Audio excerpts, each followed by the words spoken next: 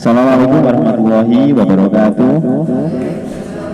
Alhamdulillah wassalatu wassalamu ala Rasulillah wa ala alihi wa sahbihi wa man tabi'ahum bi ihsan ila yaumiddin.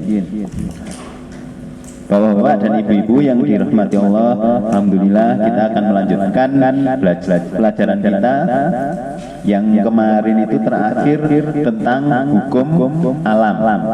Nah, sekarang setelah kita membahas hukum alam, sekarang kita akan membahas manusia miniatur alam.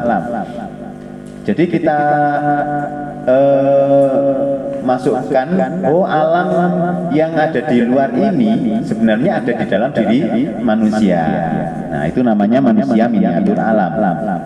Jadi kalau di luar ada matahari, di dalam tubuh manusia ada matahari. Kalau di luar ada tanah, di dalam manusia ada tanah.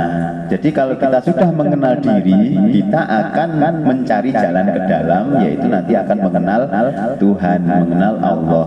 Jadi kalau kita mengenal diri sendiri, itu akan bisa belajar mengenal Allah. Kalau orang itu tidak tahu diri, maka dia tidak bisa mengenal Allah. Jadi tahu diri itu penting. Itu.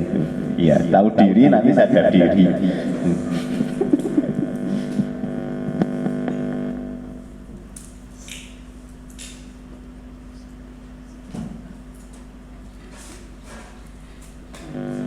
Nah, materi ini padat, kalau belum selesai kita akan lanjutkan di bulan depan.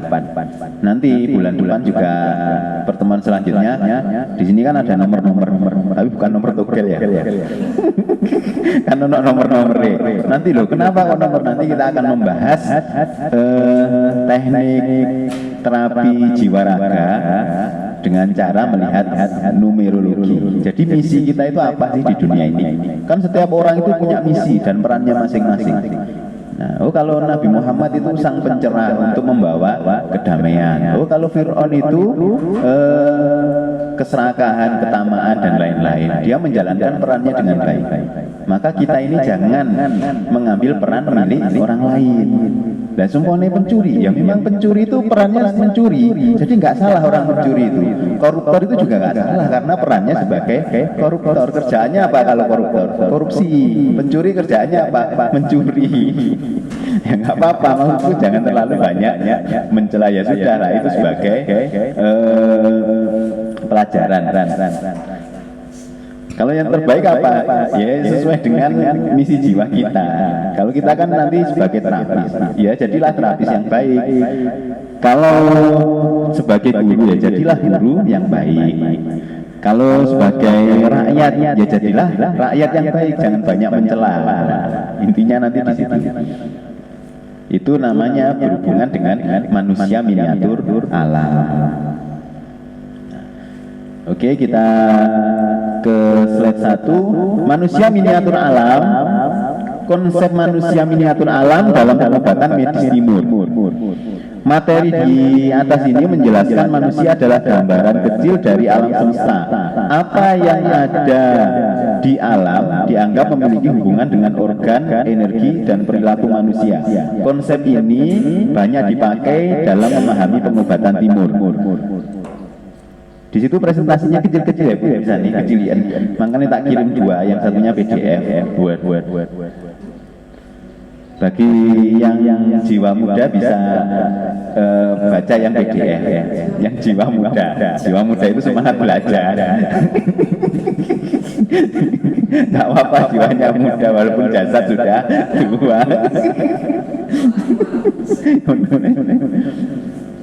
Nah, di sini dalam Quran surat Ali Imran ayat 190, sesungguhnya dalam penciptaan langit dan bumi dan silih bergantinya malam dan siang terdapat tanda-tanda bagi orang yang berakal.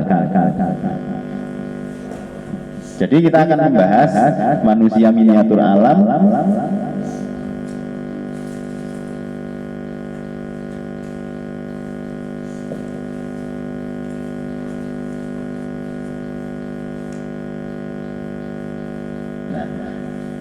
Di sini ciptaannya Allah itu langit,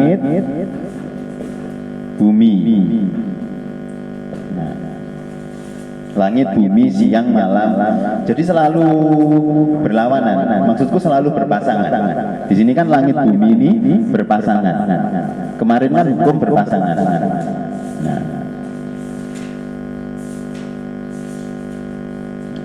Kaidahnya apa? Kalau hukum berpasangan, pasangan yang terbaik itu selalu terbalik. Pasangan terbaik itu adalah yang terbalik. Itu kaidahnya. Jadi lek wong sabar entuk wong megelno, iku memang terbaik. Jadi ya wis ngono iku lah, iku hukum alam. Langit di atas, bumi di bawah. Lah lek wong ngamukan ya entuk wong sabar, kan ngetes tingkat kesabarannya berapa. Jadi ya dengan ketika sabar, ya gak mungkin itu orang sabar. Oh ya aku wong ini tipene sabar. Jadi nanti sama Allah itu dikasih jodoh sing marah-marah terus. Itu untuk ngetes kesabaran. Nah, kalau orang itu pemarah, nanti dapatnya sabar. Untuk ngetes seberapa tinggi emosinya dia, cek iso ngalahne wong sing sabar. Sebenarnya kan saling belajar. Karena di sini hubungannya harus saling belajar. Maka di sini nanti karakternya saling belajar.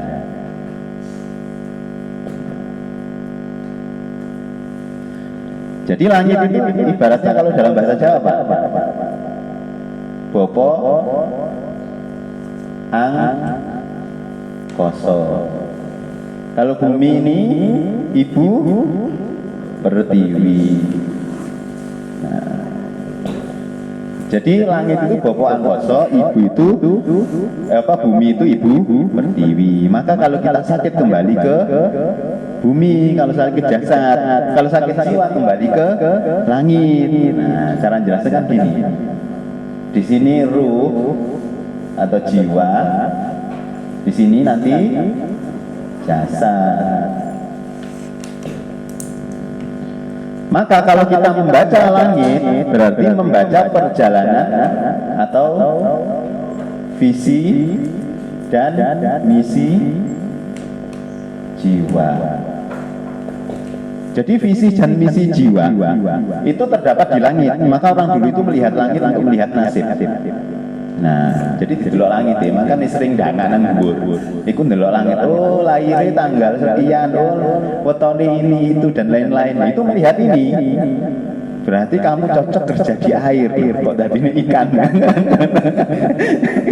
Loh, memang seperti itu kita melihat visi dan misi jiwa itu melihat ke langit.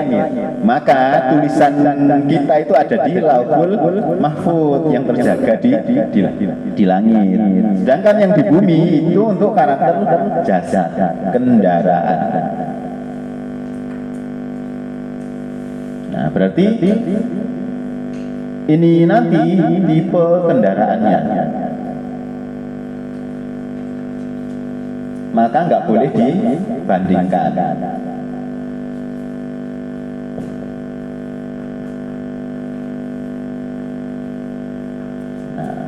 Maka untuk mendapatkan kendaraan yang bagus, bagaimana? Ruhnya itu diperbagus.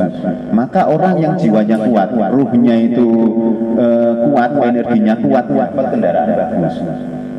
Tapi kalau orang itu jiwanya itu lemah, gampang sambat, gampang marah, itu dapat kendaraannya juga kendaraan yang biasa saja. Nah, gitu. Jadi ibaratnya gini. Yang paling penting dari dua ini apa? Kendaraan dan ruh yang paling penting apa? Di sini kan listrik, nanti listrik. Maka namanya listrik. Listrik ini sama dengan ruh, bahan bakar atau listrik. Nah, yang paling penting. Jadi harus memahami ini. Karena manusia tercipta dari mana? Tanah. Penciptaannya manusia seperti apa? Tanah dinek-nek, dicemplungi ruh. Seperti itu kan? Katanya, bukan ya? Penciptaan manusia itu dari tanah yang terbaik. Ketika kan ada berapa fase? 6 fase ya? Nah, awal manusia terbentuk itu terakhir itu manusia. Setelah tumbuhan, hewan, semua diciptakan, terakhir itu manusia. Maka manusia itu insan kamil, manusia yang sempurna.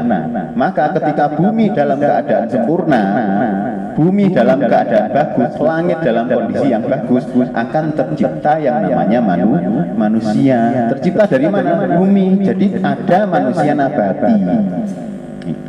Jadi ono manusia nabati. Manusia nabati tumbuh ketika buminya bagus kan otomatis tumbuhan itu kan bagus. Maka itulah manusia nabati yang pertama. Siapa manusia nabati yang pertama? Meganthropus. Nah, Meganthropus itu manusia nabati, otaknya kecil, makanya senengannya apa? Merusak, berperang, nafsu binatang. Maka itu nanti binatang, dinamakan binatang. Jadi ada 8 ras. 8 ras manusia.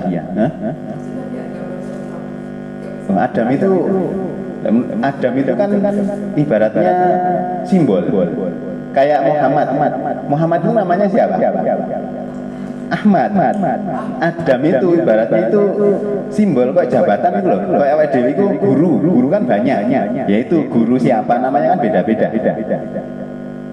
Adam itu simbol kalau menurut kita.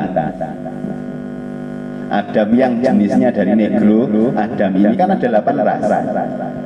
Sebenarnya bahas meneh. Maaf ini.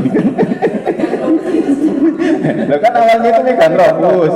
Nah, kemudian protes kan membuat kerusakan kan, terus dimusnahkan. Nah, dari Meganthropus itu muncullah manusia pertama yaitu Adam.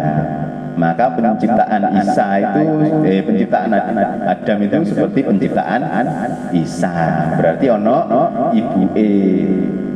Seperti itu nanti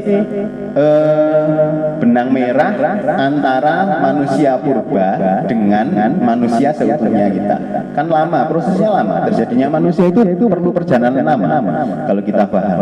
Aku kan senengannya kan golek sing logis kan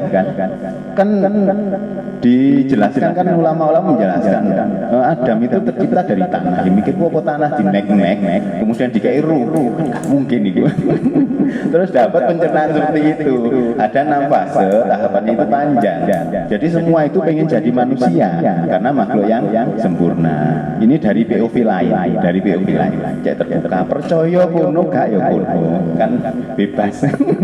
Tapi dalam Al-Quran sudah dijelaskan seperti itu. Jadi nanti ada 8 ras, 8 karakter manusia disebutkan juga di situ.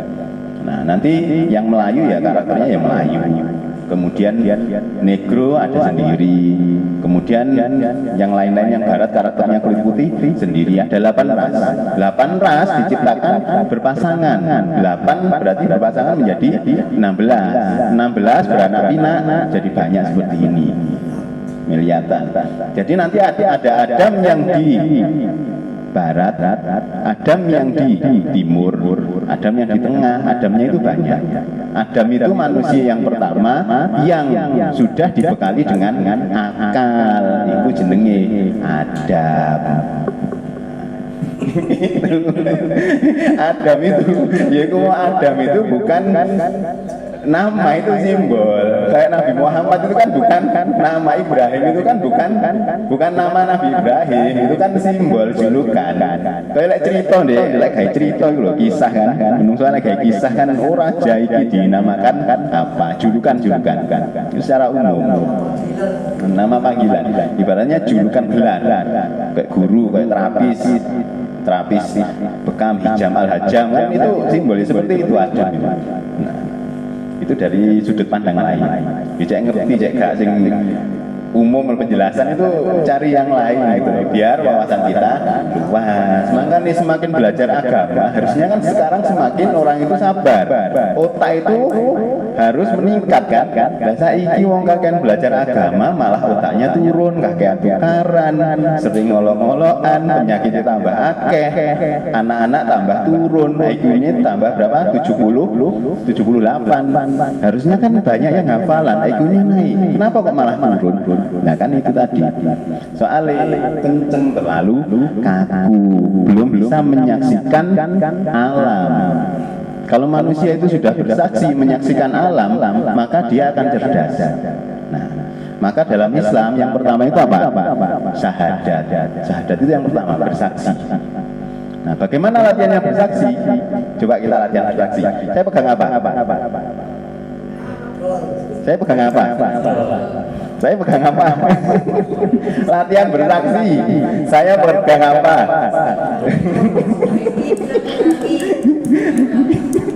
Jadi latihan bersaksi. Cara latihan bersaksi itu apa? Enggak banyak komen, enggak banyak menilai. Saya pegang apa?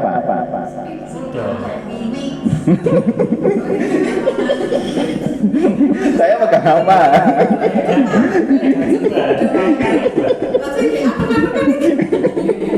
Iki gagal paham dalam memaknai bersaksi. Orang yang bersaksi itu cukup menyaksikan, melihat, gak kakean, komen. Jadi saya pegang apa? Yo men gak ada suara nih. Loh, makanya itu yang membuat pikiran itu kacau. Makanya belajar bersaksi itu nilai dari Islam. Jadi nggak boleh banyak menilai. Delok wongnya aja batin. Koyo wong ati mali. Nah, itu kan wis menilai. Makanya kita itu stres karena banyak menilai. Itu makanya syahadat kita itu cukup di lisan, nggak sampai ke hati. Caranya gitu. Kalau orangnya itu nggak mau dinilai ya jangan kita nilai. Maksudnya kita itu selalu diam, nul. Jadi ketika ada orang datang ya wis nul. Kalau sama dia itu minta nilai ke kita, konsul ke kita, baru kita kasih nilai. Itu yang paling penting. Belajar bersaksi. Kalau orang itu sudah nggak banyak menilai, insya Allah hati tenang, pikiran nggak ramai. Cukup menyaksikan seni kehidupan. Belajar pertama itu kan syahadat kan. itu sing dinamakan tadi tidak banyak menilai. Iya, saksi ku minggu yuda menyaksikan. Ono ya wong ngono ya. Ada ya. Tinggal seperti itu kan. Kok ono ya? Ya memang ada dalam hidupnya ngono tok kok ini. Oh ya ada ya yang seperti itu. Ono sing ngaman cukup dilihat senyum. Itu hidup itu akan mudah. Gak ruan-ruan. Sebenarnya. Ya. Masih nyambung ya. Tapi sebenarnya saya nggak tahu kok nyambung ke syahadat ya. Tapi tadi penjelasannya kan nyambung ke menilai. Nilai itu sama halnya yang saya tanyakan tadi pagi ya di nomor 3. Padahal kan sebenarnya kan bahasanya kan tentang rasa adalah wadah rezeki ya. Iya. Jadi yang saya maksudkan di nomor 3 itu emang masalah tidak mudah menilai. Padahal ini saya sebenarnya kan kemarin juga sempat mengamati ini pembicaraan di grup lain itu ya, antara ya emang sama kayak kegiatan seperti ini ya, ada pemateri, ada peserta gitu, jadi emang ada istilahnya kan, kalau tadi istilahnya guru sama murid gitu ya. Cuma kadang saya juga menemui ya fenomena-fenomena itu apa ya, beda kalau zaman sekarang. Zaman dulu kan, kalau dulu masih istilahnya antara ilmu adab kan masih digunakan. Iya. Istilahnya ya seneriman gitu ya. Tidak menanyakan. Beda kan kalau zaman sekarang kan mesti menanyakan gitu ya. Nilainya saya kok segini gitu ya. Kan sampai istilahnya itu kayak kesannya kan enggak menerima kenyataan ya. Padahal di satu sisi yang ditanyakan itu, padahal kan mereka kan juga dituntut untuk memiliki sebuah kemampuan menilai gitu ya. Kadang kan ada ya dikasih latihan terus nggak tahu malas menilai gitu ya. Jadi yang dinilai itu lebih ke sikapnya, bukan objek yang dinilainya tadi. Kan ada yang orang-orang seperti itu ya. Tapi di satu sisi kan juga ya itu tadi ya, orang yang memberikan latihan kan juga harus memiliki kemampuan untuk menilai gitu. Nah ya makanya ketika kita itu diminta suruh menilai, ya kita nilai. Tapi kalau nggak diminta ya coba menilai dulu. Uang itu kan nggak diminta untuk penilaian, tiba-tiba hati ini, oh ini maling ya biasa ya. Maksudnya menol itulah yang tak maksud. Kalau apa murid kan minta dinilai, itu kan kita harus menilai. Tapi kalau orang datang ke kita, ya coba suudon dhisik, ngenul dhisik. walaupun wonge tatoan, tindian, kemudian wis ngombe, wis gak usah dinilai dia itu orang jahat. Ya mungkin dia bisa masuk surga lebih cepat daripada kita kan. Ngenun. Ibaratnya gitu. Mas saya kadang mungkin bisa dari itu enggak ya kan karena situasi atau kerjaan ya. Jadi itu kan sehingga ya karena memang biasanya dia melakukan penilaian gitu ya. Akhirnya makanya stres. Kayak saya kan selalu menilai orang karena ketika datang ketemu orang itu mesti saya sudah amat oh ini karakternya seperti ini. Terus ketemu. Jadi itu sulit, maka saya sering untuk marah juga kasihan dulu. Lihat wajah seperti ini kan sudah tahu oh ini karakternya ini, keluarnya sini gitu dan lain-lain. Terus tahu. Makanya gampang stres. Ketika ketemu orang itu mudah stres. Tapi ketika kita ngenul, kalau orangnya minta nilai, saya nilai itu lebih enak. Saya belajar, maka yang paling banyak menilai itu adalah terapis dan guru. Makanya guru, terapis itu gampang stres, dokter itu stresnya tinggi. Iya. Mempengaruhi untuk memperluas wajah hati tadi. Pengaruh, karena kalau kita terlalu banyak menilai orang, was-wasnya tinggi, rasa ini akan sempit. Waduh, seuzon kok aku ditipu, padahal orangnya mau ngajak kerjasama dengan kita, walaupun tampilannya itu modelnya itu, tampilannya itu mbak Bes koyo biasa aja. Terus kita menilai yang ketokane bagus, rapi, ya padahal tak lihat orangnya baik, tapi dia itu malah menipu kita. Ya kan banyak kasus kan. Sekarang kan perlu gitu ya, bukan ya? Yang perlu ditunda ya. Enggak.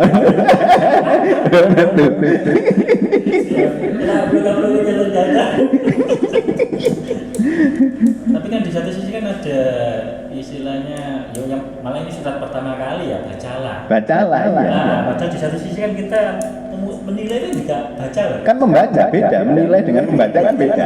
Membaca itu membaca kayak lihat orang ya. Loh kan membaca itu kan ada data ini. Kalau menilai dia seperti apa? Loh itu ini. Contohnya sama membaca Pak Sardikan dengan menilai Pak Sardikan kan beda. Oh Pak Sardikan, itu cuma dibaca saja. Menilai itu sudah pasti membaca, tapi membaca belum tentu menilai. Kan membaca itu kan tengah. Kita harus membaca, jangan banyak menilai.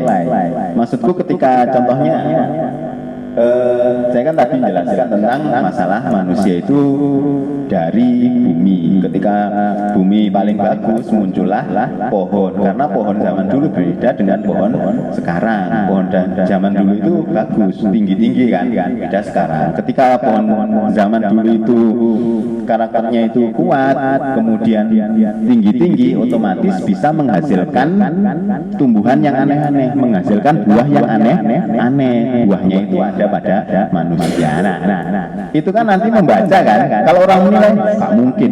Dalile itu jelas, itu jenenge menilai kan beda. Kalau membaca itu netral. Netral ya sudah kita terima apa adanya dulu. Nanti setelah itu kita akan mengalami. Maka guru terbaik itu, guru sejati itu adalah pengalaman gitu. Maka bacalah, bukan nilailah. Kalau menilai nanti bisa dua kemungkinan ya, negatif thinking atau positif thinking. Iya, makanya kaku. Maka biasanya saya sering adakan tes untuk mengetes kekakuan, dites. Biasanya tesnya 20. Nah, nanti kalau orangnya kaku itu karakternya seperti ini. Kalau orangnya itu lemes, tipenya seperti ini. Jawab tesnya itu ada tesnya. Loh.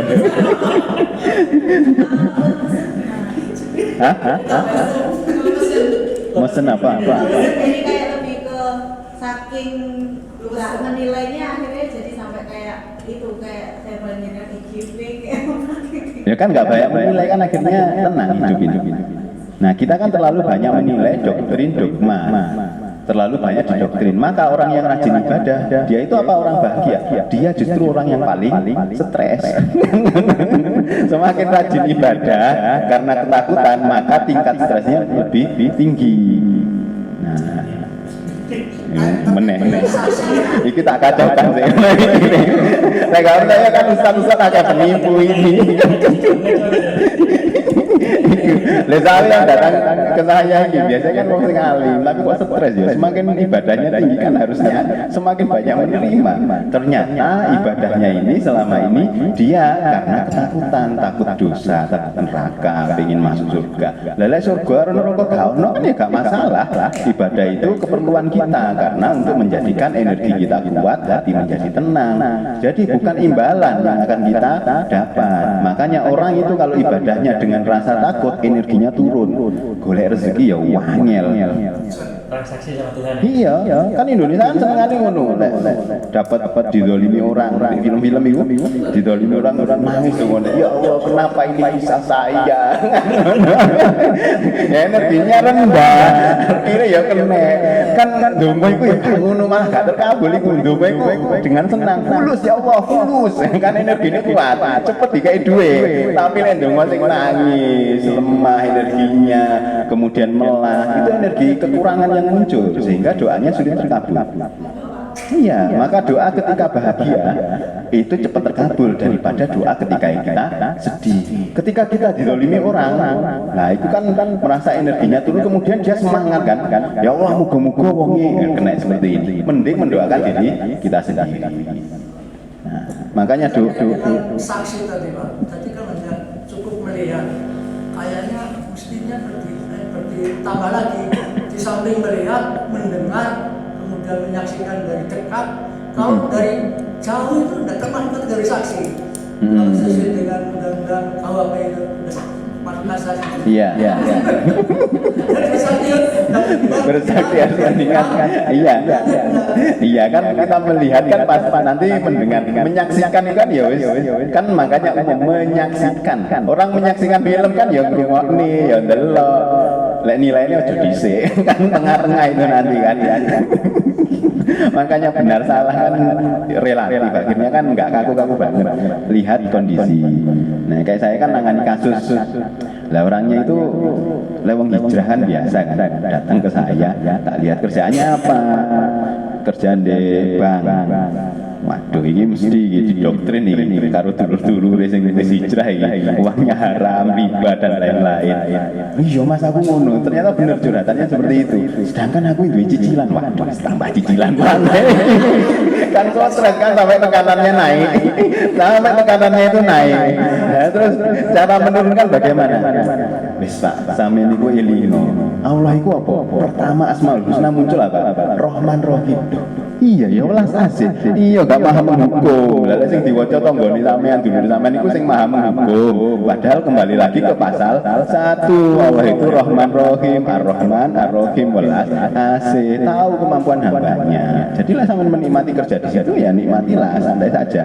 Tapi lewat tertekan nanti akan dicarikan jalan keluar daripada sampean metu ku anak bojo iku gak mangan, kemudian cicilane gak bayar, stres, depresi dan lain-lain, sampai tambah ruwet, ya sudah, ikuti aja alurnya, jalani dulu, nggak usah melu sing kono-kono kan urusan, golek dalil sing halal, kan ono ulama NU sing menghalalkan, kan, iya hidupku santai aja, Islam itu kan luas, golek sekiman,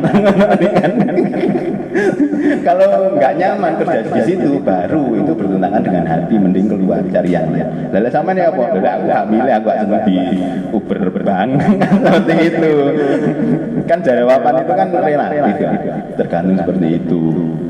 Makanya orangnya habis itu tensinya turun. Sekarang sudah bahagia. Ketika nanti bahagia, nanti dia akan mendapatkan pekerjaan yang lebih baik. Jadi itu jangan banyak menilai dulu.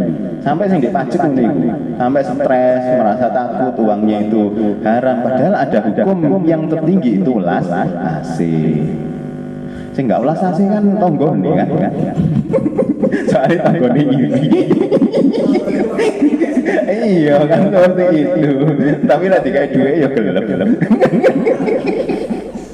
Maksudku itu loh, pelajaran utama itu jangan banyak menilai, jangan banyak melihat orang kerjanya seperti ini. Ya mungkin dengan jalannya dia itu perannya sebagai itu ya sudah, nikmati dulu. Maka kita harus menyaksikan alam ini. Kalau kita sudah bersaksi menyaksikan, baru nanti yang kedua sholat. Sholat itu kan